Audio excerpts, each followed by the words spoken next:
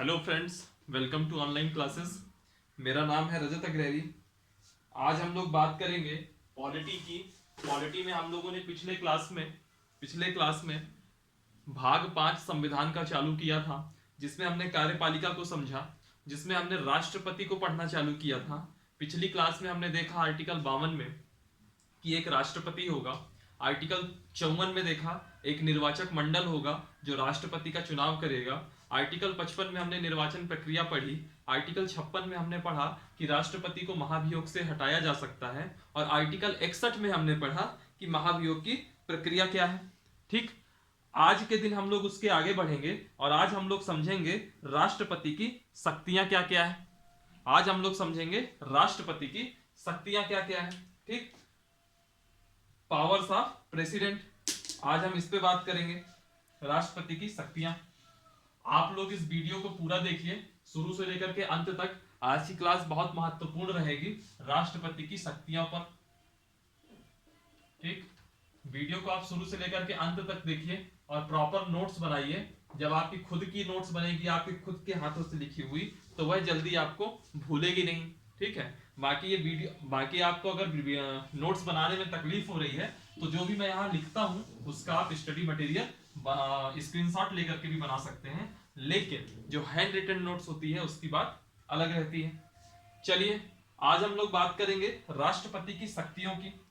राष्ट्रपति की शक्तियों में हम सबसे पहले हम बात करेंगे आर्टिकल 74 क्लॉज 1। ठीक, इस वीडियो को आप लोग ज्यादा से ज्यादा शेयर भी किया करिए और चैनल को सब्सक्राइब करवाइए। ठीक, चलिए आप हम लोग आते हैं पढ़ाई के मामले में। आर्टिकल 74 क्लॉज 1 ये कहता है कि राष्ट्रपति को सलामी देने के लिए, सुनिएगा इस आर्टिकल का मतलब क्या है। राष्ट्रपति को सलामी देने के लिए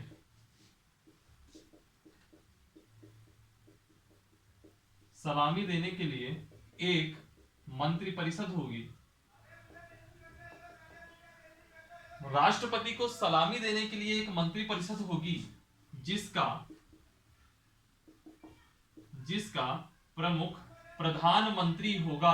दरअसल क्या होता है, संविधान में इस प्रधानमंत्री पद की संकल्पना कहां से आती है, इस प्रधानमंत्री पद की संकल्पना कहां से आती है, कभी भी अगर यह पूछ ले तो वह आर्टिकल 74 क्लॉज 1 है। जैसे आर्टिकल 52 में लिखा है कि भारत का एक राष्ट्रपति होगा, आगे हम आर्टिकल 63 पढ़ेंगे, वहां पे लिखा है भारत का एक उपराष्ट्रपति होगा, लेकिन कहीं यह नहीं लिखा कि भारत का एक प्रधानमंत्री होगा।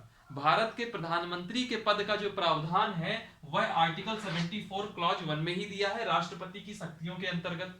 यहां पे लिखा हुआ है कि राष्ट्रपति को सलाम करने के लिए, उनको सलामी देने के लिए एक पूरी मंत्रिपरिषद होगी और मंत्रिपरिषद का जो प्रमुख होगा उसको हम कहेंगे प्रधानमंत्री, प्राइम मिनिस्टर। यानी कि रामनाथ कोविंद जी को सलामी देने के लिए आज हमारी जिसको मोदी सरकार कहते हैं साधारण भाषा में, वह पूरी की पूरी मंत्रिपरिषद उस रामनाथ कोविंद जी को सलामी देने के लिए बनी होगी। और उस मंत्रिपरिषद का जो प्रमुख होंगे, जैसे आज की डेट में श्री नरेंद्र मोदी, तो वह प्रधानमंत्री कहलाए। ठीक, तो प्रधानमंत्री पद की संकल्पना का कभी क्वेश्चन आ जाए तो याद रखिएगा यह आर्टिकल 74 क्लॉज 1 से ही आता है। ठीक, अब इस अनुच्छेद में थोड़ी चीजें समझते हैं। इस अनुच्छेद में कहा गया एक अमेंडमेंट हुआ था, 42वां संविधान संशोधन, याद ही होगा आपको, इतनी बार इसका चर्चा हो चुकी है अभी तक। तो 42वां संविधान संशोधन 1976, इसमें कहा गया कि राष्ट्रपति मंत्रिपरिषद की सलाह से कार्य करेगा।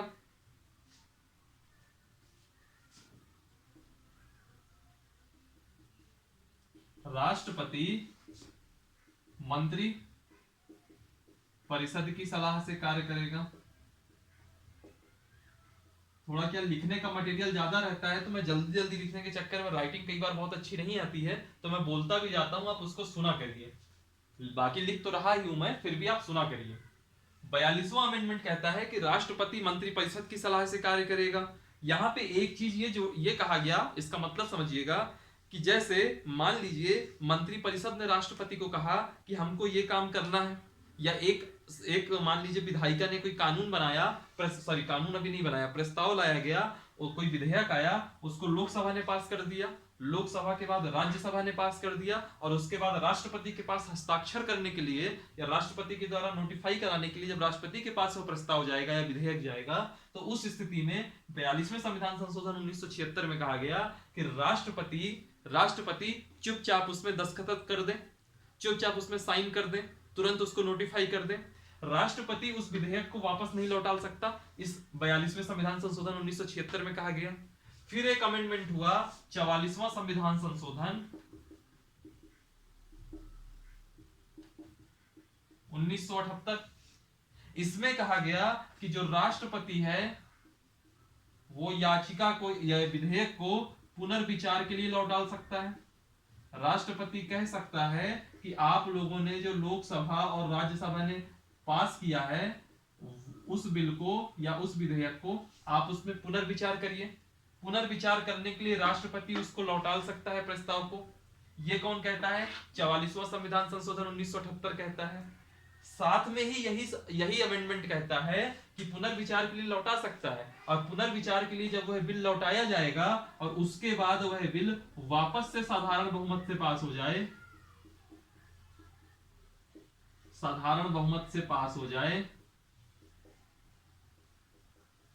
तब राष्ट्रपति उसको अब कोई पुनर्विचार नहीं करेगा, बल्कि राष्ट्रपति पास करने के लिए या उस बिल को स्वीकारने के लिए बाध्य रहेगा।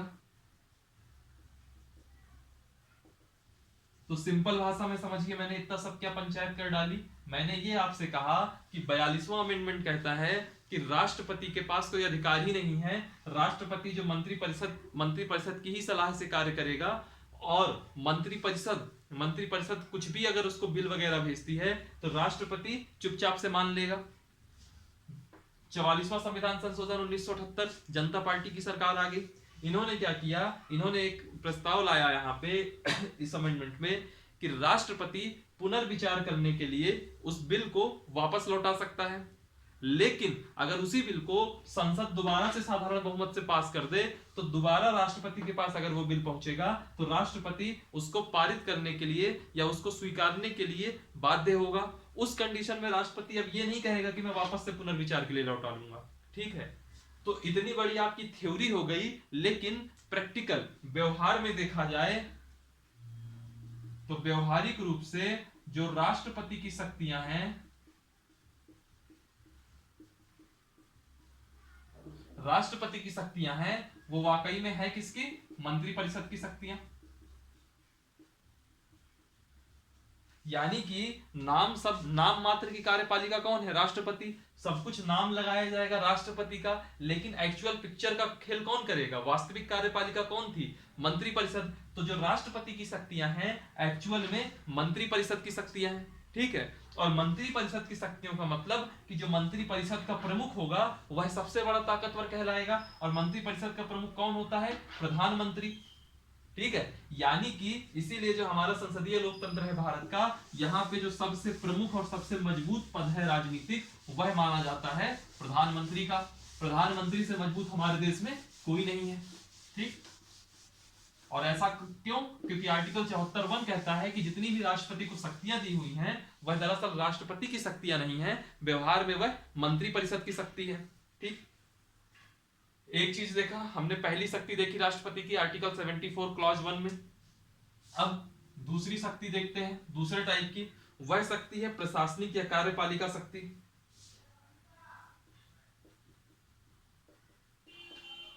प्रशासनिक या कार्यपालिका शक्ति, और इसका जो उल्लेख है वह अनुच्छेद 53 में है। मैंने कल ही कहा था आपको कि आर्टिकल 52 में आपका राष्ट्रपति पद के प्रावधान की व्यवस्था की गई है, और आर्टिकल 54 में निर्वाचक मंडल की बात की गई है। तो तभी मैंने कल कहा था कि जो आर्टिकल 53 है, जिसपे मैं आज चर्चा नहीं कर रहा हूं, उसको मैं बाद में देखूंगा। तो हम यहाँ पे देखते हैं, इसमें आर्टिकल 53 में क्या है कि प्रशासनिक या कार्यपालिका की शक्ति बात की गई है। ठीक, इसमें क्या क्या लिखा है उन पॉइंट्स पे जाते हैं। इसको मैं बहुत डिटेल में नहीं देखूंगा, सिंपल भाषा में लिखता जाऊंगा। पहला पॉइंट कहता है कि इस देश में जो शासन चलाया जाएगा संसद में, सॉरी, इस देश में जो शासन चलाया जाएगा, जो देश का शासन होगा, वह किसके नाम से चलाएगा? राष्ट्रपति के नाम से।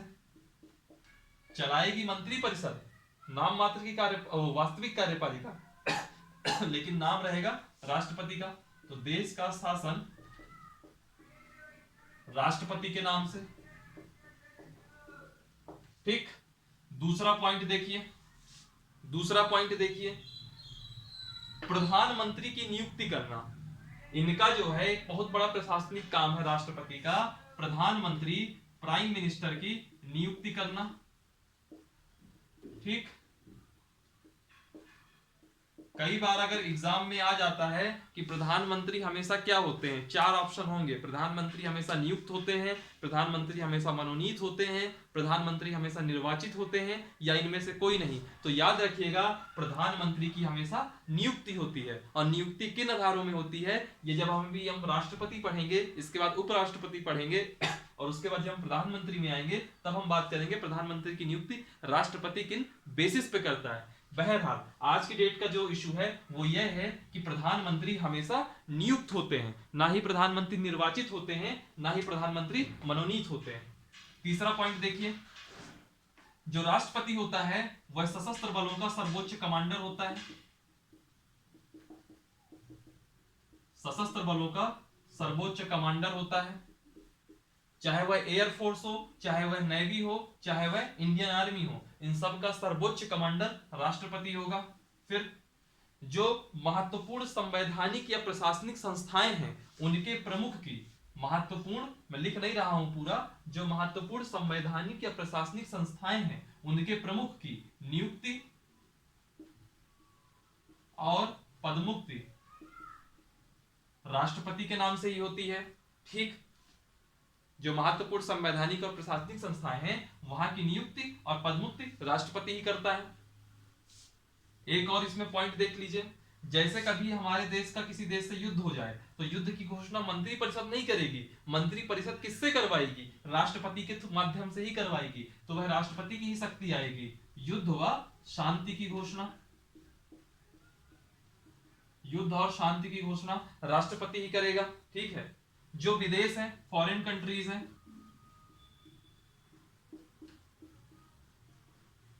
विदेशों में भारत का प्रतिनिधित्व करेगा राष्ट्रपति। ठीक, विदेशों में भारत का प्रतिनिधित्व करेगा राष्ट्रपति। एक चीज और याद रखिएगा, पीएम की नियुक्ति करता है राष्ट्रपति।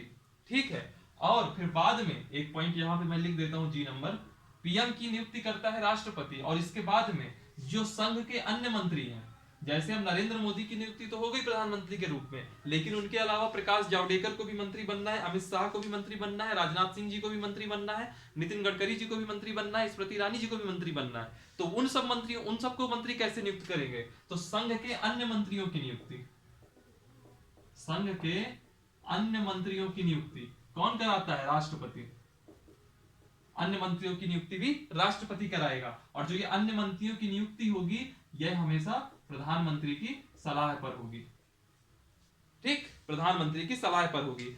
जब ये अभी आप देखे होंगे, जब शपथ समारोह हुआ था 2019 के चुनाव के बाद में, 2014 में देखे हो तो और अच्छी बात है, 19 में देखे ही होंगे, जब रामनाथ कोविंद जी शपथ दिला रहे थे तो सबसे पहले नरेंद्र मोदी जी आए, मैं नरेंद्र दामोदर दास मोदी, और बाकायदा उन्होंने शपथ ली। तो सबसे पहले उन्होंने शपथ ली, फिर उसके बाद उन्हीं की सलाह पर राष्ट्रपति संघ के अन्य मंत्रियों की नियुक्ति करते हैं, जिसमें कि आपने अमित शाह को भी शपथ लेते देखा, राजनाथ सिंह को भी शपथ लेते देखा, और भी तमाम नेताओं को शपथ लेते देखा।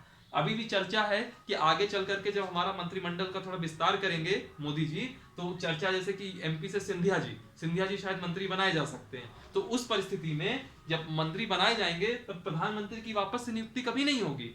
प्रधानमंत्री सलाह देंगे किसको? राष्ट्रपति को, कि सिंधिया जी को मंत्री बना लो, तब सिंधिया जी को राष्ट्रपति शपथ दिला देंगे। लेकिन उनको शपथ कौन दिलाएगा? राष्ट्रपति ही दिलाएगा, और नियुक्ति कौन करेगा? राष्ट्रपति ही करेगा। ठीक है, और लेकिन सलाह किसकी रहेगी? प्रधानमंत्री की रहेगी। तो यह कुछ राष्ट्रपति की शक्तियां थी। यह राष्ट्रपति की कौन सी शक्ति है? दूसरे नंबर में प्रशासनिक या कार्यपालिका शक्ति। अब इसके बाद हम आते हैं, कैसा डिस्टर्ब हो रहा है क्या? इसके बाद हम आते हैं विधायी शक्तियां।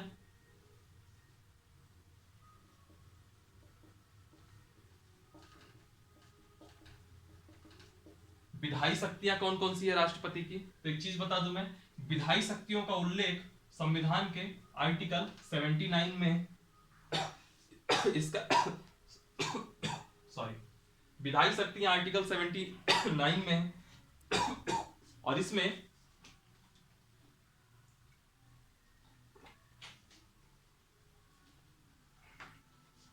विधायी शक्तियां आपके आर्टिकल 79 में है और इसमें देखते हैं कि राष्ट्रपति के पास किस तरह की शक्तियां रहती हैं।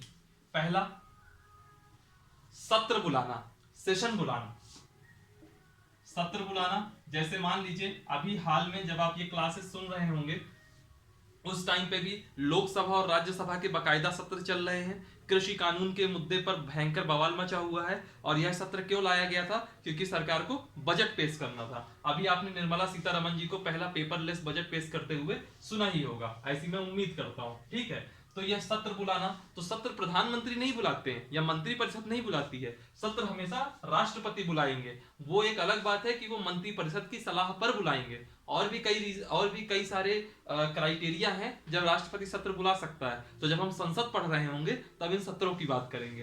बहरहाल अल्टीमेटली सत्र बुलाएगा कौन? राष्ट्रपति। और सत्र को खत्म करना, जिसको हम कहते हैं सत्रावसान करना, कि अब ये बजट सेशन आज से खत्म हो जाए तो सत्र का खत्म करना है, तो यह कौन करेगा? राष्ट्रपति। तो सत्र बुलाना और सत्रावसान करना यह राष्ट्रपति करता है। ठीक, एक और है, जैसे मान लीजिए लोकसभा और राज्यसभा में किसी बिल को लेकर के गतिरोध हो गया कि लोकसभा पास कर दे और राज्यसभा ना पास करे। ठीक है, तो अगर कुछ ऐसी सिचुएशन बनती है तो इसमें क्या होता है, एक जब हम संसद पढ़ेंगे इसको भी देखेंगे अच्छे से, अभी मैं सिर्फ नाम बता दे रहा हूं। एक संयुक्त बैठक का कॉन्सेप्ट होता है, उसमें क्या होता है कि लोकसभा के मेंबर भी होते हैं और राज्यसभा के भी मेंबर होते हैं और फिर वोटिंग होती है, और अगर वहां से वो साधारण बहुमत से पास हो जाएगा तो उसको हम कहेंगे कि यह बिल पास हो गया। तो हम कहेंगे संयुक्त बैठक बुलाना। तो संयुक्त बैठक कौन बुलाएगा? राष्ट्रपति बुलाएगा। और संयुक्त बैठक में और क्या क्या होता है, किन किन परिस्थितियों में होती है, कौन इसकी अध्यक्षता करता है, यह सब चीजें अभी हम बाद में देखेंगे जब हम संसद पढ़ेंगे। और विधायी शक्तियां में क्या होंगी? विधायी शक्तियों में एक बहुत अच्छा कॉन्सेप्ट है, जो कानून बनते हैं वह राष्ट्रपति ही अंतोगत्वा कानून राष्ट्रपति ही बनाएगा। जैसे कृषि बिल कानून थे। ठीक है, कृषि बिल का पहले मैं शक्ति बता देता हूं, फिर उसको डिटेल से बताता हूं। एक है अध्यादेश लाना। यह अध्यादेश का मतलब क्या होता है? ऑर्डिनेंस लाना। ऑर्डिनेंस लाने की जो शक्ति है, ऑर्डिनेंस पावर, यह भी राष्ट्रपति के पास है। इस अध्यादेश का मतलब क्या होता है, किस अनुच्छेद में इसकी व्याख्या है, अभी मैं आपको बताता हूं। फिर एक है आपका जो भी कानून बनते हैं, ठीक है, उन कानूनों को राष्ट्रपति ही अंतोगत्वा उसको नोटिफाई करता है। मैं बताता हूं कैसे। जैसे कृषि बिल कानून आए तो कृषि बिल कानून पहले लोकसभा में पारित हुए, फिर राज्यसभा से पारित हुए, फिर राष्ट्रपति ने ही उनको गजट में लाया, नोटिफाई किया। तो राष्ट्रपति ही काम करता है। ठीक, एक चीज और था, लोकसभा में मैक्सिमम, अधिकतम, अगर प्रतिनिधित्व कम है, किनका? एंग्लो इंडियन का, दो आंग्ल भारतीय, इनको हम कहेंगे एंग्लो इंडियन। दो एंग्लो इंडियन को मनोनीत करना। यानी कि लोकसभा में 545 लोगों की जो क्षमता वाली लोकसभा है, ठीक है, उसमें जो है मैक्सिमम, जैसे सब लोग पहुंच गए, मान लीजिए एंग्लो इंडियन एक भी नहीं पहुंचा, तो उस परिस्थिति में मैक्सिमम 2 लोगों को राष्ट्रपति मनोनीत कर सकते हैं, 2 एंग्लो इंडियंस को। अब मैं बताता हूं कि एंग्लो इंडियन क्या होते हैं। उसके पहले मैं एक चीज और बता दूं कि यह जो 2 एंग्लो इंडियन को मनोनीत करने का जो एक आरक्षण का एक बिल आया करता था, इस साल सरकार ने इसको नहीं पास कराया है, यानी कि अब आगे से आंग्लो भारतीय मनोनीत नहीं किए जाएंगे। ठीक है, और वैसे भी अभी जब मैं एंग्लो इंडियन आपको बताऊंगा तो इस बिल को न लाने का एक औचित्य भी बताता हूं। क्या एंग्लो इंडियन क्या होते हैं? एंग्लो इंडियन एक व्यक्ति है, उसके 2 पक्ष होंगे, एक उसके पिता का पक्ष होगा और एक उसकी माता का पक्ष होगा। एक पिता होंगे फादर और एक माता का पक्ष होगा मदर। तो अगर पिता का पक्ष जो पितृकुल है, पिता का पक्ष कोई यूरोपीय हो, कोई यूरोपीय है, यहाँ पे यूरोपीय कहा गया है, यानी वो ब्रिटेन का भी हो सकता है, वो जो है आपका फ्रांस का फ्रेंच भी हो सकता है, वो डच भी हो सकता है, वह कोई भी हो सकता है, पुर्तगीज भी हो सकते हैं, कोई भी हो सकते हैं। पिता के जो साइड है वह यूरोपीय है और माता का जो साइड है वह आपका भारतीय है। तो ऐसी स्थिति में जो इनकी संतान होगी उसको हम कहेंगे आंग्ल भारतीय और इंग्लिश में कहेंगे एंग्लो इंडियन। ठीक है। अब 1947 में ये बात समझ में आती थी, 1950 में ये बात समझ में आती थी कि एंग्लो इंडियन होंगे, लेकिन अब आज की डेट में 2020 में अब एंग्लो इंडियन की कम से कम 2 या 3 पीढ़ी तो आगे आ ही गए होंगे, तो वह पहली पीढ़ी तो एंग्लो इंडियन हो सकती है, लेकिन अब जब 2 एंग्लो इंडियन मिलकर शादी करेंगे तो वो उनकी जो संतान होगी वो तो भारतीय होगी, वो एंग्लो इंडियन नहीं कहलाएगी। तो बनी सी बात है, उस स्थिति में अब इसको इस जो है 2 आंग्ल भारतीयों के मनोनयन करना इसका कोई औचित्य रह भी नहीं जाता और सरकार ने इस साल इसको लाया भी नहीं है। ठीक है। अब मैं इस पॉइंट को थोड़ा इरेज कर देता हूं।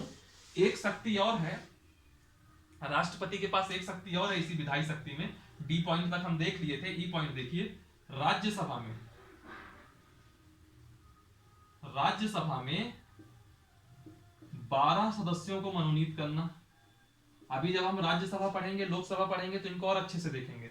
राज्यसभा में 12 सदस्यों को मनोनीत करना, यह कौन करता है? यह राष्ट्रपति करता है। और इन 12 सदस्यों को जो चुनेगा वह 4 आधारों पर चुनेगा। वो 4 आधार कौन है? एक है साहित्य, दूसरा है आपका कला, तीसरा है आपका विज्ञान, चौथा है आपका समाज सेवा। सचिन तेंदुलकर जी इनको राज्यसभा का सदस्य चुना गया था, मनोनीत किया गया था। उनको अब आप कहोगे खेल तो है ही नहीं, तो उनको समाज सेवा के आधार पे ले आया गया था। ठीक है। ऐसे ही अभी इस समय एमसी मैरी कॉम, उनको भी समाज सेवा के रास्ते लेके आ गए थे। ठीक है, ठीक है। यही सब चीजें इसमें है। यह राष्ट्रपति की विधायी शक्तियां हैं। ठीक, राष्ट्रपति की विधायी शक्तियां हैं। इन्हीं विधायी शक्तियों में एक कॉन्सेप्ट आया था अध्यादेश जारी करने का। तो राष्ट्रपति की चौथी शक्ति देख लीजिए,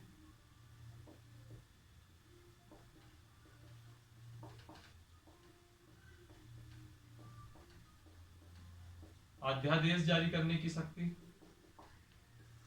अक्सर इसमें यही क्वेश्चन पूछ लेता है कि किस अनुच्छेद से संबंधित है, तो मैं आपको बता दूं यह आर्टिकल 123 से संबंधित है। आर्टिकल 123 से संबंधित है। अब देखिए मेरी बात सुनिएगा, मैं इसका मतलब समझाता हूं, पूरा लिखवाऊंगा नहीं क्योंकि मेंस के पॉइंट ऑफ व्यू से हो जाता है लिखना। मैं केवल इसको आपको मतलब समझाता हूं। दरअसल क्या होता है, यह जो अध्यादेश जारी करने की शक्ति है, ये जो अध्यादेश है, ये क्या होता है? एक अल्पावधि का कानून है, एक छोटे समय के लिए, शॉर्ट टाइम के लिए एक कानून है, अल्पावधि का कानून है। मान लीजिए मैंने आपको बताया जो कानून बनते हैं वह संसद में बनते हैं। लोकसभा में बिल आएगा, राज्यसभा में बिल पास होगा, लोकसभा में पास होगा, फिर राष्ट्रपति उसको नोटिफाई करेंगे, तो तब जाकर के आपके बिल बनेगा, वो बिल आपका कानून बनेगा। मान लीजिए सिचुएशन कुछ ऐसी है कि अभी सत्र नहीं चल रहा। मान लीजिए जैसे आज बजट सत्र चल रहा है, आज की डेट में संसद चल रही है, तो आप कोई बिल ला सकते हो और पारित करा सकते हो। लेकिन आज से 1 महीना बाद या कुछ दिन बाद जब ये सत्र खत्म हो जाएगा, फिर अगर सरकार को लगे कि नहीं एक कानून लाने की हमको जरूरत है, बहुत इमरजेंसी है, उस स्थिति में कुछ प्रोविजन होना चाहिए, तो वहां एक प्रोविजन है, यह ऑर्डिनेंस मेकिंग की शक्ति। और यह ऑर्डिनेंस मेकिंग की शक्ति एक कुछ समय के लिए कुछ कानून ला सकती है। ठीक है। और यह जो कानून लाएगा, ये कौन लाएगा? यहाँ पे यह कानून ला रही है कार्यपालिका। कार्यपालिका का मतलब क्या हुआ? राष्ट्रपति। राष्ट्रपति का मतलब क्या हुआ? मंत्रिपरिषद। मंत्रिपरिषद कहेगी कि हमको कुछ समय के लिए कानून लाना है, राष्ट्रपति कहेंगे चलिए ठीक है, अगर आपको कुछ समय के लिए कानून लाना है तो वह कानून हम ले आते हैं। तो वह कानून किस माध्यम से आएंगे? इस अध्यादेश को जारी किया जाएगा। जैसे आज की डेट में हम कृषि बिल का मैं उदाहरण इसलिए ले रहा हूं क्योंकि आज की डेट में वो चर्चा में है, और कृषि बिल जो ये विरोध चल रहा है, कम से कम उसके आधार पे हम लोगों ने कृषि को समझने की कोशिश करी है। ठीक है, वरना इस देश का जो यूथ था उसको कृषि से कोई खास लेना देना रहता नहीं था। लेकिन जब से किसान बिल का आंदोलन चालू हुआ है, तब से हम लोग कृषि को महत्व देने लगे हैं। नहीं भी देने लगे हैं तो महत्व देने की एक्टिंग करने लगे। कम से कम रबी और खरीफ अब समझ में आने लगेगा। बहरहाल जब कृषि कानून बना तो यह कृषि कानून, इसमें तीन बिल आए थे। कृषि कानून को क्या हुआ था, यह पहले सदन में नहीं लाया गया, पहले उस पर अध्यादेश जारी किया गया। कृषि कानूनों पर पहले अध्यादेश जारी किया गया। अध्यादेश जारी किए जाने के बाद जब सदन का सत्र चालू हुआ, संसद का सत्र चालू हुआ, तब इनको लोकसभा में पारित किया लोकसभा से पारित कराया गया, फिर राज्यसभा से पारित कराया गया, और फिर राष्ट्रपति ने इसको नोटिफाई किया, और यह हमारा बिल जो है कानून बन गया। अब मेरी बात सुनिएगा, हमको बाद में क्या हुआ उससे मतलब नहीं है, हमको मतलब है अभी इस अध्यादेश से। तो राष्ट्रपति ने क्या किया या कार्यपालिका ने उस समय क्या कहा कि अल्पावधि कुछ समय के लिए हम कृषि कानून को हम इंप्लीमेंट करा देते हैं, ठीक है। जैसे अभी बजट सत्र चल रहा है, बजट सत्र खत्म होगा, उसके बाद अगर कार्यपालिका को लग जाए कि कोई एक बहुत महत्वपूर्ण कानून है, इसको हमको लाना है, तो चलो अध्यादेश पारित कर दो।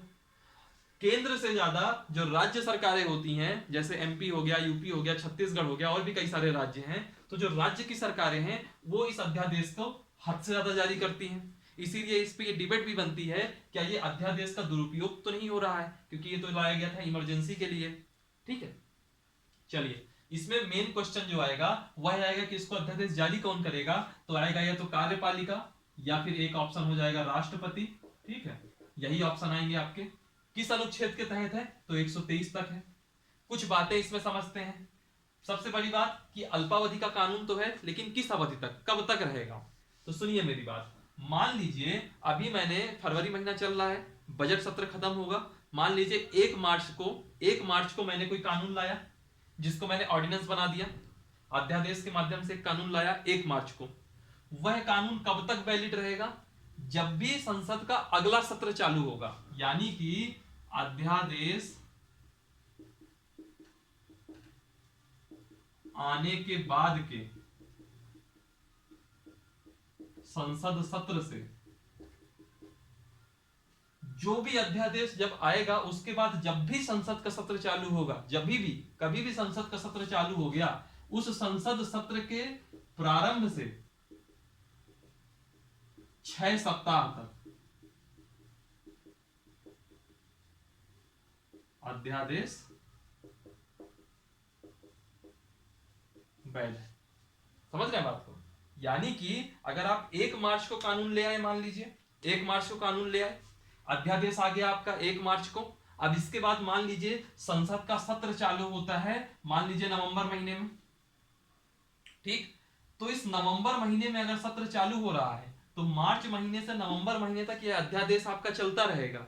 मार्च महीने से यह अध्यादेश तक यह सत्र चलता रहेगा। लेकिन जिस दिन ये ये कानून वैलिड रहेगा, जिस दिन ये सत्र चालू हो गया, उस दिन से 6 सप्ताह तक, 6 वीक्स, 6 सप्ताह तक यह कानून वैलिड रहेगा। और उसके बाद अगर अध्यादेश सदन का सत्र चालू हुआ, सदन के पास 6 सप्ताह का समय रहेगा। इन 6 सप्ताह में सदन उस अध्यादेश को साधारण बहुमत से पास कर दे, तो वह परमानेंट कानून बन जाएगा। जैसे कृषि बिल को पास कर दिया गया तो परमानेंट कानून बन गया। और अगर सदन उस अध्यादेश को साधारण बहुमत से पास नहीं करती है, तो उस स्थिति में अध्यादेश रद्द हो जाएगा, ठीक है। उस स्थिति में अध्यादेश रद्द हो जाएगा। लेकिन उसी विषय पर सेम कानून को दोबारा भी अध्यादेश राष्ट्रपति जारी कर सकता है, ठीक है। और एक चीज याद रखिएगा, अगर सदन का सत्र चल रहा है, तो सदन के सत्र चलने के बीच में अध्यादेश जारी नहीं किया जा सकता। खिचड़ी ज्यादा हो गई है, बिल्कुल सिंपल भाषा में एक बार और समझते हैं। आज हमको जरूरत लगी, मान लीजिए अभी सत्र नहीं चल रहा है, तो हम कानून कहां पेश करें, जरूरत लगी कि एक बहुत इमरजेंसी कानून लाना है, तो तुरंत अध्यादेश जारी करेगा राष्ट्रपति कि अध्यादेश के माध्यम से यह कानून इंप्लीमेंट किया जाए। उसी को हम अध्यादेश कहेंगे। थोड़े समय के लिए रहता है ये कानून, परमानेंट नहीं रहेगा। एक चीज मैं बता दूं आपको, अध्यादेश आ गया, अब अध्यादेश वैलिड कब तक रहेगा, जैसे आज अध्यादेश आ गया, अब आज अध्यादेश आने के बाद जब भी सत्र चालू होगा, संसद का सत्र चालू होगा, तो संसद के सत्र चालू होने की तिथि से 6 सप्ताह तक, यानी कि जिस दिन संसद का सत्र चालू हो गया उसके 6 सप्ताह बाद तक वह अध्यादेश वैलिड रहेगा। उतना आपको 6 सप्ताह का जो समय दिया गया है वह सिर्फ इसीलिए दिया गया है कि अगर आप उस अध्यादेश को परमानेंट करना चाहते हैं, परमानेंट करना चाहते हैं तो साधारण बहुमत से उस अध्यादेश के या जो वो कानून है उस कानून के लिए आप प्रस्ताव पारित करा दीजिए, तो वह अध्यादेश आपका परमानेंट बन जाएगा। और अगर 6 सप्ताह तक आप उसको साधारण बहुमत से पास नहीं करा पा रहे हैं तो वह अध्यादेश आपका रद्द हो जाएगा। ठीक, और अध्यादेश रद्द होने के बाद अगर मंत्रिपरिषद चाहे या कार्यपालिका चाहे, राष्ट्रपति चाहे कि वही सेम अध्यादेश हमको दोबारा लाना है तो दोबारा भी वह अध्यादेश लाया जा सकता है। लेकिन सदन चलते के बीच में सत्र जो सेशन होते हैं संसद के, वह सत्र चलने के बीच में अध्यादेश नहीं लाया जा सकता है। बाकी हर परिस्थिति में आप अध्यादेश ला सकते हैं। यह था अध्यादेश। अध्यादेश से क्वेश्चन कितने बनेंगे मैं बता दे रहा हूं। पहला बनेगा किस अनुच्छेद में है, तो 123। कौन जारी करता है, तो कार्यपालिका या राष्ट्रपति ऑप्शन में रहेगा। कब तक वैलिड रहता है, तो संसद के सत्र के प्रारंभ से 6 सप्ताह तक अध्यादेश रहता है, यही अध्यादेश की टाइम लिमिट है। एक क्वेश्चन ये बनेगा। एक क्वेश्चन ये बनेगा, क्या स्टेटमेंट अगर आएगा, क्या अध्यादेश संसद के सत्र चलने के बीच में भी जारी हो सकता है, तो आप कहोगे अगर संसद का सत्र चल रहा होगा तो अध्यादेश हम जारी नहीं कर सकते, बाकी हर परिस्थिति में अध्यादेश जारी किया जा सकता है। एक पॉइंट इसमें और आएगा, एक पॉइंट और इसमें आएगा कि अगर किसी विषय में अध्यादेश लाया गया और वह अध्यादेश रद्द हो गया तो क्या उसी विषय पर दोबारा अध्यादेश लाया जा सकता है, तो हम कहेंगे हाँ, दोबारा भी अध्यादेश लाया जा सकता है। ठीक, दरअसल होता क्या है, इन अध्यादेशों का दुरुपयोग बहुत ज्यादा होता है। मतलब क्या होता है कि हम बहस नहीं करना चाहते और सीधे किसी कानून को सीधे हम कानून इंप्लीमेंट कर देते हैं बिना बहस के। तो ऐसी स्थिति में कई सारे वर्डिक्ट भी आते हैं। एक केस आया था, बहुत इंपॉर्टेंट केस है, आरसी कूपर वर्सेस भारत संघ। बहुत डिटेल में नहीं जाऊंगा मैं, अध्यादेश का पक्ष क्या है विपक्ष क्या है इस पर भी बात नहीं करूंगा, ये सब मेंस का टॉपिक है, मैं सिर्फ अभी प्रीलिम्स के हिसाब से देख रहा हूं। आरसी कूपर वर्सेस भारत संघ 1970, इसमें कहा गया था कि जो अध्यादेश आएगा, ऐसा तो नहीं है कि कुछ भी मनमाना अध्यादेश आया जा रहा है, तो जो अध्यादेश आता है इस पे न्यायिक पुनरावलोकन का अधिकार है, न्यायालय इस पे ज्यूरिडिक्शन कर सकती है, न्यायिक पुनरावलोकन का अधिकार दे दिया गया था आरसी कूपर वर्सेस भारत संघ 1970 में। ठीक है, अध्यादेश को हम यहीं तक करेंगे। अध्यादेश में अभी बहुत चीजें हैं, जैसे कि अध्यादेश का पक्ष क्या है, अध्यादेश का विपक्ष क्या है, ये सब में आपको नहीं जाना है। आप सिर्फ और सिर्फ इतना याद रखिए, आर्टिकल 123, अध्यादेश जारी करने की शक्ति कार्यपालिका यानी कि राष्ट्रपति को है। अध्यादेश कब तक रहता है, उसकी एक्सपायरी डेट क्या है, संसद का सत्र चालू होने के 6 सप्ताह तक, 6 महीना नहीं है, 6 सप्ताह तक। ठीक है, 6 वीक्स। फिर इसमें 2 स्टेटमेंट आएंगी। पहला, अगर कोई अध्यादेश रद्द हो जाता है क्या उसी विषय पर दोबारा अध्यादेश ला सकते हैं, तो हम कहेंगे बिल्कुल ला सकते हैं। और दूसरी स्टेटमेंट आएगी कि संसद का सत्र अगर चल रहा है तो सत्र चलने के बीच में अध्यादेश नहीं लाया जा सकता है, सत्र खत्म होने के बाद ही आप अध्यादेश लाओगे। ठीक, इसके बाद अगली शक्ति क्या है, अब मुझे याद नहीं है तीसरा नंबर है कि चौथा नंबर है कि पांचवा है, चलिए मैं पांचवा डाले दे रहा हूं। राष्ट्रपति की अगली शक्ति है वीटो शक्ति, वीटो पावर।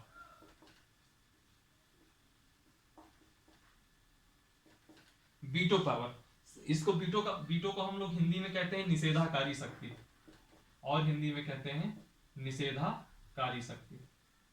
ठीक, वीटो पावर। सबसे पहले हम समझेंगे वीटो होते कितने टाइप के हैं। ठीक है, तो मैं आपको बता दूं, वीटो हम लोग 4 प्रकार के पढ़ेंगे।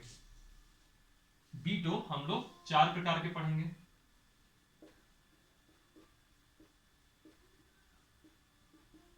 अभी हम वीटो के प्रकार की बात कर रहे हैं, भारत के राष्ट्रपति की बात नहीं कर रहे हैं, सिर्फ ये समझ रहे हैं कि वीटो कितने प्रकार का होता है।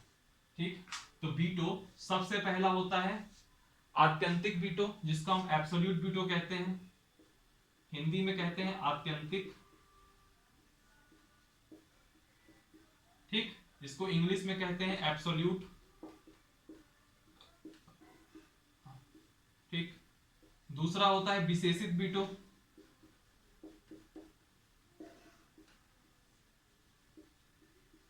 दूसरा होता है आपका विशेषित वीटो, इसको हम लोग कहते हैं क्वालिफाइड।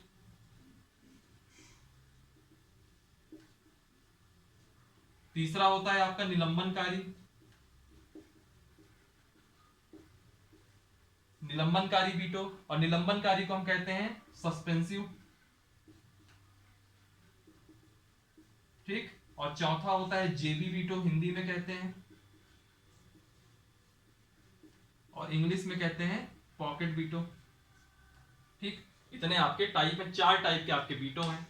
ठीक है, पहला वीटो आत्यंतिक वीटो, एब्सोल्यूट, दूसरा क्वालिफाइड यानी कि विशेषित, तीसरा निलंबनकारी यानी कि सस्पेंसिव, और चौथा जेबी वीटो यानी कि पॉकेट वीटो।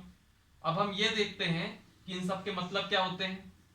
आत्यंतिक वीटो ऐसा है कि अगर राष्ट्रपति ने आत्यंतिक वीटो लगा दिया तो इस वीटो को कभी भी खत्म नहीं किया जा सकता,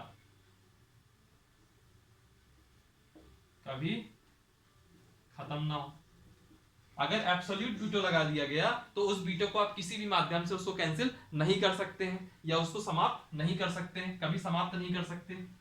विशेषित वीटो में क्या होता है, अगर राष्ट्रपति ने विशेषित वीटो लगा दिया तो इस प्रकार के वीटो में, इस प्रकार के वीटो को आप विशेष बहुमत से समाप्त कर सकते हैं।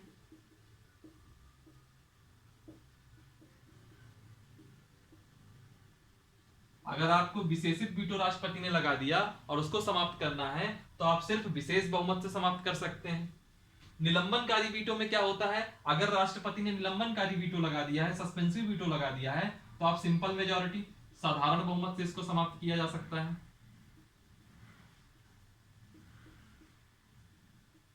साधारण बहुमत से समाप्त किया जा सकता है। जो यह एब्सोल्यूट वीटो है, एब्सोल्यूट वीटो है, ये किसको प्राप्त है पता है आपको? यह प्राप्त है ब्रिटिश सम्राट को।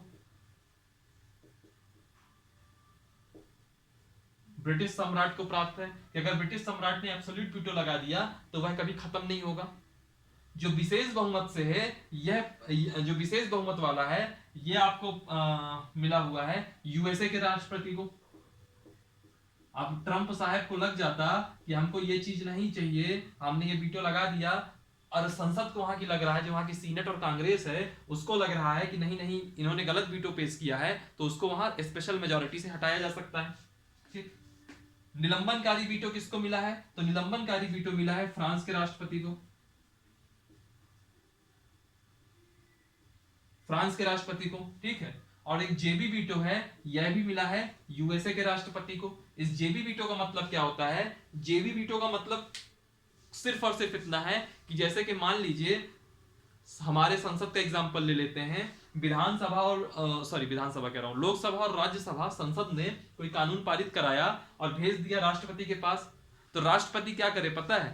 ना ही उसको पारित करे और ना ही उसको रिजेक्ट करे, ना ही पुनर्विचार के लिए उसको वापस भेजे, यानी कि किसी भी चीज में विलंब करना, लेट करना। तो ये एक प्रकार का कैसा वीटो है? विलंबकारी, केवल टाइम बढ़ाने वाला।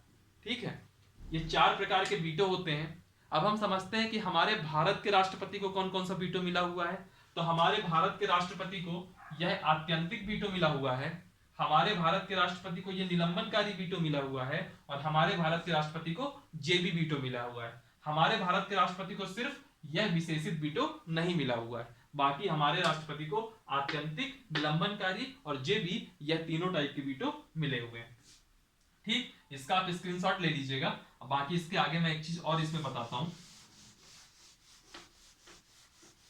दरअसल हमारे यहाँ भी जो वीटो मिले हुए हैं ना, वह वीटो का ऐसा नहीं है कि कुछ भी दुरुपयोग करेंगे, वह वीटो में भी जो है कुल मिला के मंत्री परिषद की सलाह पर ही वो वीटो इस्तेमाल किए जाते हैं। मान लीजिए कोई बिल है, वो बिल है, वह बिल लोकसभा से पास हो गया, राज्यसभा गया, राज्यसभा से पास हो गया। क्या होता है, जब भी कोई प्रस्ताव आता है तो वह, जब तक वह प्रस्ताव है सदन में अभी मतलब विचाराधीन है, तो वह बिल या विधेयक के नाम से जाना जाता है। और जब बिल के नाम से जाना जाएगा, ठीक है, और जब भी वह यहां से पारित हो जाए, लोकसभा से हो जाए और राज्यसभा से हो जाए, और राष्ट्रपति भी उसको नोटिफाई कर दे, तब वह कानून बन जाता है। ठीक है, तो अभी हम बिल बोलेंगे इसको। बिल लोकसभा से पारित हो गया, बिल राज्यसभा से पारित हो गया, अब बिल आया किसके पास? राष्ट्रपति के पास। तो राष्ट्रपति के पास अनुच्छेद 111 के तहत एक ताकत दी गई है, अनुच्छेद 111 के तहत एक ताकत दी गई है, या तो राष्ट्रपति उस बिल को यस कहेगा कि चलो ठीक है पारित कर दो, कानून बना दो, या तो राष्ट्रपति नो कहेगा, और मैं फिर बोल रहा हूं, वो यहां जो भी कहेगा मंत्रिपरिषद की सलाह पे करेगा और कुछ नहीं। या तो यस कहेगा, या तो नो कहेगा, या तो पुनर्विचार के लिए भेज देगा कि पुनर्विचार के लिए मंत्रिपरिषद के पास भेज दे। ये पुनर्विचार के लिए भेजना उसकी खुद की शक्ति है। अगर यस कर दिया, कानून बना दिया, कोई बात नहीं, मैटर खत्म वहीं से, ठीक। पुनर्विचार के लिए अगर भेज दिया और मंत्रिपरिषद जो भी लोकसभा और राज्यसभा में वापस से वो बिल पास नहीं हुआ तो कोई बात नहीं, पिक्चर खत्म। और अगर पुनर्विचार के बाद, भेजने के बाद वापस से वह साधारण विधेयक साधारण बहुमत से पास हो जाए, साधारण बहुमत से पारित हो जाए, तो उस स्थिति में अब राष्ट्रपति के पास यस कहने के लिए कोई ऑप्शन नहीं है। 44वां संविधान संशोधन 1978 याद करिए कि एक बार याचिका पुनर्विचार के लिए भेजी जा सकती है, लेकिन अगर वापस से वो बिल आ जाए साधारण बहुमत से पास होकर के, तो अब की बार राष्ट्रपति उसको स्वीकारने के लिए बाध्य है। तो यहां यस कर देगा, कहानी खत्म। अब बात आती है नो, यानी कि कभी कोई बिल आ जाए लोकसभा और राज्यसभा से भी पास हो जाए और फिर लगे मंत्रिपरिषद को यार लगता है गलत बिल पहुंच गया वहां पे, इसको पास नहीं करना चाहिए। मान लीजिए कभी उसको कुछ ऐसा हो जाए, तो उस स्थिति में मंत्रिपरिषद, जो कार्य मंत्रिपरिषद है, वह राष्ट्रपति को कहेगी कि भैया, या राष्ट्रपति के माध्यम से कहेगी कि भैया आप यहाँ पे वीटो पेश कर दीजिए, कोई ना कोई वीटो लगाइए जिससे कि आप इसको, मतलब हम लोग खत्म ही ना कर सके। तो पता है उस समय राष्ट्रपति कौन सा वीटो लगाएगा? ये नो की स्थिति में राष्ट्रपति लगाएगा आत्यंतिक, यानी कि एब्सोल्यूट वीटो। और एब्सोल्यूट वीटो क्या होता है? जिसको फिर खत्म किया ही नहीं जा सकता, है ना। तो अगर नो करने के लिए आत्यंतिक वीटो, यस कर दिए तो कोई बात नहीं, पुनर्विचार के लिए भेजेगा, अगर साधारण बहुमत से वापस आ गया तो फिर यस करने के लिए राष्ट्रपति बाध्य है। और यह सब पिक्चर कहां लिखी हुई है? आर्टिकल 111 में, ठीक है। यह है एब्सोल्यूट वीटो का काम। फिर जो है, जो हमारा ये था जेबी वीटो की बात कर लेता हूं। जेबी वीटो बहुत इंपॉर्टेंट वीटो है। जेबी वीटो, जेबी वीटो में क्या होता है? जेबी वीटो हमारे इंडिया में अभी एक बार अच्छे खासे तरीके से इस्तेमाल किया गया था और बहुत विवाद हुआ था उसमें। हमारे उस समय के राष्ट्रपति थे ज्ञानी जैल सिंह। इन्होंने खुन्नस में आकर के डाकघर संशोधन विधेयक करके एक आया था विधेयक, उस समय राजीव गांधी जी थे सत्ता में, समय था ये 1986, ठीक है। डाकघर संशोधन विधेयक आया था, इसमें ज्ञानी जैल सिंह ने जेबी वीटो लगा दिया था। और आप बिलीव नहीं करेंगे कि लेट पता कितना हुआ था? 2 साल। 2 साल तक उन्होंने जेबी वीटो लगाया रखा था इसमें, ठीक है। तो जेबी वीटो का मतलब है सिर्फ और सिर्फ विलंब करना। ये थी वीटो पावर 5वें नंबर में हम लोगों ने देखा। वापस से रिकॉल करिए, हमने 5 शक्ति कौन सी देखी? पहली आर्टिकल 74 क्लॉज 1 देखा, ठीक है, जिसमें प्रधानमंत्री का पद भी आता है कि मंत्रिपरिषद होगी राष्ट्रपति को सलामी देने के लिए, जिसका प्रमुख प्रधानमंत्री होगा। उसमें 42वां संविधान संशोधन देखा कि राष्ट्रपति मंत्रिपरिषद की सलाह के अनुसार कार्य करेगा। 44वां संविधान संशोधन 1978 देखा कि जो राष्ट्रपति है वह किसी भी याचिका को पुनर्विचार के लिए लौटा सकता है, लेकिन वापस से साधारण बहुमत से अगर वो पारित हो जाए तो अब की बार राष्ट्रपति उसको मानने के लिए बाध्य है। फिर हमने आर्टिकल 53 के अंतर्गत इसकी कार्यपालिका वाली शक्ति देखी, ठीक है, प्रशासनिक शक्ति देखी, जिसमें पीएम की नियुक्ति करता है, सशस्त्र बलों का कमांडर है, वगैरह वगैरह। फिर हमने इसकी आर्टिकल 79 के तहत विधायी शक्तियां देखी, सत्र बुलाता है, ज्वाइंट बैठक करता है, संयुक्त बैठक करता है, राज्यसभा में 12 सदस्य मनोनीत करता है, लोकसभा में 2 एंग्लो इंडियन मनोनीत करता है, ये सब देखा। फिर इसके बाद जब वीटो पावर देखते हैं, हमने अध्यादेश जारी करने की शक्ति देखी आर्टिकल 123 के अंतर्गत। फिर हमने इसके बाद अभी वीटो पावर देखी। हाँ, एक चीज मैंने ठीक है, वीटो पावर देख ली। फिर हम देखते हैं, 5 हो गए थे शायद, हाँ 5 हो गए थे। 6वां नंबर, राष्ट्रपति के पास एक शक्ति है क्षमादान की शक्ति। क्षमादान की शक्ति, क्षमा करने की शक्ति। यह कहां दिया हुआ है? यह पावर दी गई है आर्टिकल 72 में। अक्सर यही क्वेश्चन पूछ लेता है, एसएससी वगैरह में ऐसे ही क्वेश्चन आते हैं। क्षमादान की शक्ति किस अनुच्छेद से संबंधित है? सीधे आर्टिकल 72, ठीक है। और इसमें 5 प्रकार के क्षमादान की शक्ति दी गई है। कितने प्रकार की? 5 प्रकार की। सभी प्रकार को देखिएगा। सबसे पहला नाम है क्षमा, सबसे पहला नाम है क्षमा, ठीक। फिर दूसरा नाम है लघुकरण,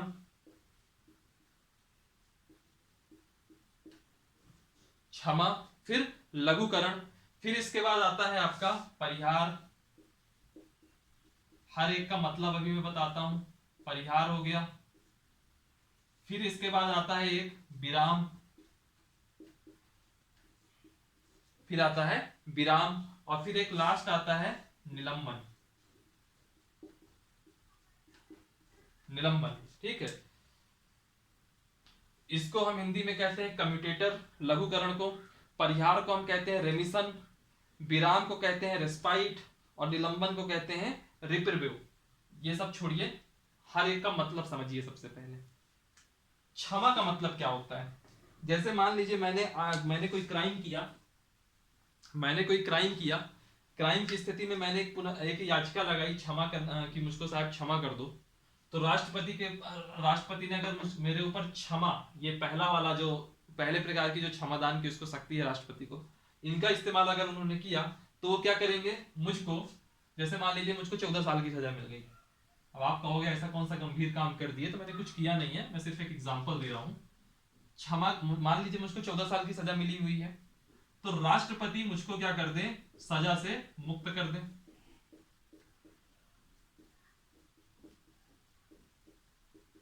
राष्ट्रपति मुझको सजा से मुक्त कर दे तो वह कहलाएगा क्षमा। यानी कि अगर मुझको 14 साल की सजा थी तो 14 साल की पूरी सजा मेरी माफ करवा दी उन्होंने, या कर दी उन्होंने, ठीक है, क्षमा हो गया। फिर होता है लघुकरण। लघुकरण क्या कहता है, दंड के प्रकार को बदल देना। मान लीजिए मुझको सश्रम कारावास की सजा दी गई है, यानी कि मुझको मेहनत करते हुए कारावास करना है, तो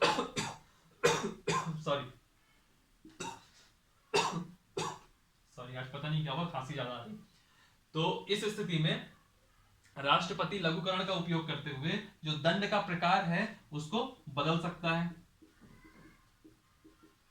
दंड के प्रकार को बदलना। फिर आता है परिहार। परिहार में क्या होता है, जो दंड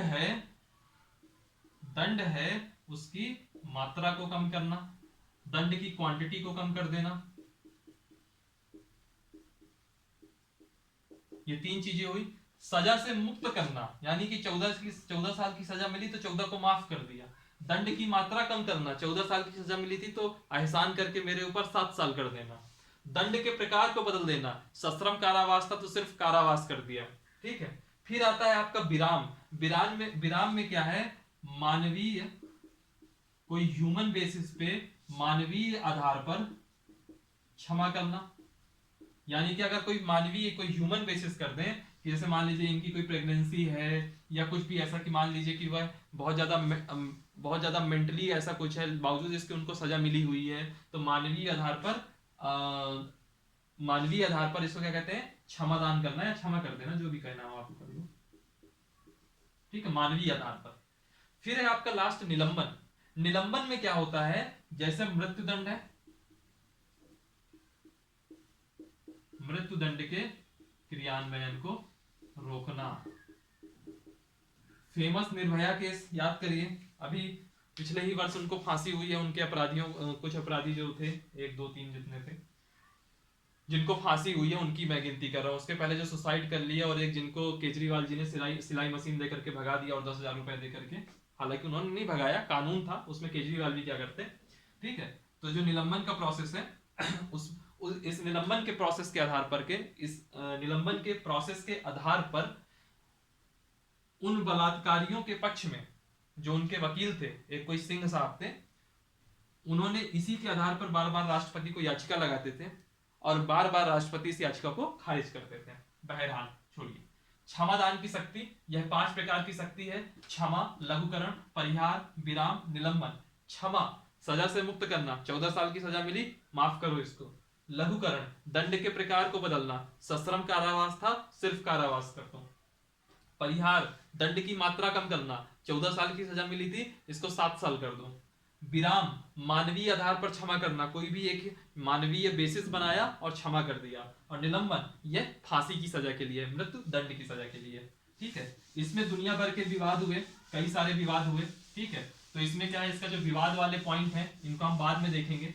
जब मेंस की क्लास करेंगे। एक तो यही विवाद आता है जब हमने डीपीएसपी में पढ़ा था आर्टिकल 50 कि कार्यपालिका का न्यायपालिका से अलगाव हो। अब यहाँ पे क्या हो गया, यह आर्टिकल 50 का वायलेशन ही तो है। न्यायपालिका ने सजा दी और कार्यपालिका उसकी सजा को माफ कर रहा है। कार्यपालिका यानी कि राष्ट्रपति, राष्ट्रपति माफ कर रहा है। और राष्ट्रपति अगर सजा माफ करेगा तो उस कंडीशन में हम यही ना कहेंगे कि जो क्षमादान की शक्ति है इसका दुरुपयोग हो रहा है, यानी कि न्यायपालिका का जो है ये आर्टिकल 50 का ये वायलेशन हो रहा है। बहरहाल छोड़िए। एक इसमें मामला हुआ था केहर सिंह बनाम भारत संघ। केहर सिंह बनाम भारत संघ मैं लिख देता हूं, बहुत इंपॉर्टेंट है वैसे मेंस के लिए, लेकिन अब चर्चा उठी है। मैं इसमें केवल पॉइंट बोलूंगा और कुछ नहीं। 1989 जो क्षमादान की शक्ति है राष्ट्रपति के नाम पे, एक्चुअल में यह है तो मंत्री परिषद की, और मंत्री परिषद में इसको कौन डिसाइड करता है, गृह मंत्रालय यानी कि होम मिनिस्ट्री तय करती है। दूसरा, इसी मुकदमे में न्यायपालिका ने कहा कि जो अपराधी है जिसने याचिका लगाई है, याचिका करता है कि भैया मेरी सजा माफ कर दो, उसको मौखिक सुनवाई का अधिकार नहीं है। ये नहीं कि वो वहां पे बैठ करके वो कहे साहब हमको जो है यार हमारी फांसी रुकवाओ यार, ऐसा नहीं। आप याचिका देंगे और वो राष्ट्रपति के सामने आपको मौखिक सुनवाई का अधिकार नहीं है, वो केवल आपका एप्लीकेशन पढ़ेंगे। तीसरी चीज, जो राष्ट्रपति कुछ भी निर्णय ले, सजा माफ करना है सजा नहीं माफ करना है, जो भी निर्णय ले, निर्णय का कारण बताने के लिए राष्ट्रपति बाध्य नहीं है। ये नहीं कि आप पीछे पड़ जाओ कि अगर हमारी सजा माफ कर रहे हो तो क्यों कर रहे हो, सजा माफ नहीं कर रहे तो क्यों नहीं कर रहे। तो निर्णय का कारण बताने के लिए राष्ट्रपति बाध्य नहीं है। और इसमें एक चीज कहा गया कि अगर कोई मनमाने तरीके से कोई निर्णय ले लिया गया या कोई बिना किसी आधार के, तो उस स्थिति में न्यायिक पुनरावलोकन हो सकता है। इतनी पंचायत की गई केहर सिंह मामले में। फिर एक मामला और आया था शत्रुघ्न सिंह चौहान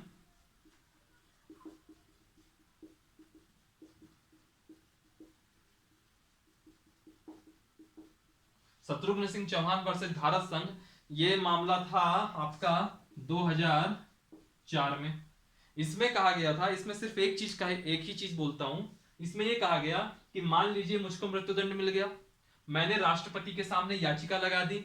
आज अगर राष्ट्रपति अपनी उस याचिका को अस्वीकृत कर रहे हैं तो राष्ट्रपति की याचिका जिस दिन वो अस्वीकृत करेंगे उसके बाद जब भी मुझको फांसी मिलेगी तो उन दोनों के बीच में 14 दिन का मिनिमम गैप होना चाहिए, 14 दिन का समय अंतराल होना चाहिए। यह कहा गया इस मामले में शत्रुघ्न सिंह चौहान बनाम भारत संघ। राष्ट्रपति की शक्तियों में आज हम सिर्फ इतना देखेंगे। कल राष्ट्रपति की शक्तियां जो और हैं, आपातकालीन शक्तियां 352, 356, 360, उसके अलावा हम देखेंगे राष्ट्रपति की स्वविवेक की शक्तियां। तो ये सब चीजें हम कल की क्लास में कवर करेंगे। और कल की क्लास अगर इतनी ही लंबी हो जाएगी या फिर अगर कल की क्लास थोड़ी जल्दी निपट गई तो उसमें फिर हम साथ में उपराष्ट्रपति को भी देख लेंगे। अदरवाइज राष्ट्रपति की सिर्फ शक्तियां देखेंगे हम कल की क्लास में। आज की क्लास सिर्फ यहीं तक रखते हैं। वीडियो आप लोग पूरा देखा करिए, पूरा वीडियो देखेंगे तभी आपको पूरा समझ में आएगा। कई बार क्या होता है कई बार मन नहीं लगा करता है, 10 मिनट देखिए उसके बाद ब्रेक लीजिए फिर देखिए, ठीक है। बहरहाल वीडियो को लाइक करिए, कमेंट करिए, जहां भी कोई डाउट क्रिएट होता है कमेंट बॉक्स में जाइए और अपना डाउट लिखिए। प्रीवियस ईयर के क्वेश्चन करते रहिए, कहीं अगर प्रीवियस ईयर के क्वेश्चन में कहीं कोई डाउट आ रहा है तो जरूर कमेंट बॉक्स में जाइए और अपना डाउट लिख दीजिए, ठीक है। डिस्क्रिप्शन में आपकी टेलीग्राम की लिंक दी हुई होगी, यूट्यूब की दे रखी होगी और फेसबुक की दे रखी होगी। इन सबको आप ज्वाइन करिए, खास तौर पर टेलीग्राम को। टेलीग्राम में कंटेंट बहुत ही अच्छा आ रहा है आपके लिए, करंट अफेयर्स का पीडीएफ फाइल वगैरह सब प्रॉपर उसमें आता है, ठीक है। अब इस समय हम लोग जीएस की क्लास दे ही रहे हैं आपको। ये डेली 12 बजे दोपहर में आती है, सुबह 9 बजे रीजनिंग की क्लास आती है और शाम को 6 बजे के आसपास हमेशा आपकी इसकी क्लास आती है। कुछ महत्वपूर्ण, जैसे आज हम लोग की क्लास कल आई अपनी महत्वपूर्ण सूचकांक की क्लास, उसके पहले आई महत्वपूर्ण एंशिएंट बुक्स की क्लास, तो आप उनको भी देखिए। चलिए फिर आज के लिए इतना ही, धन्यवाद। हंसते रहिए और पढ़ते रहिए।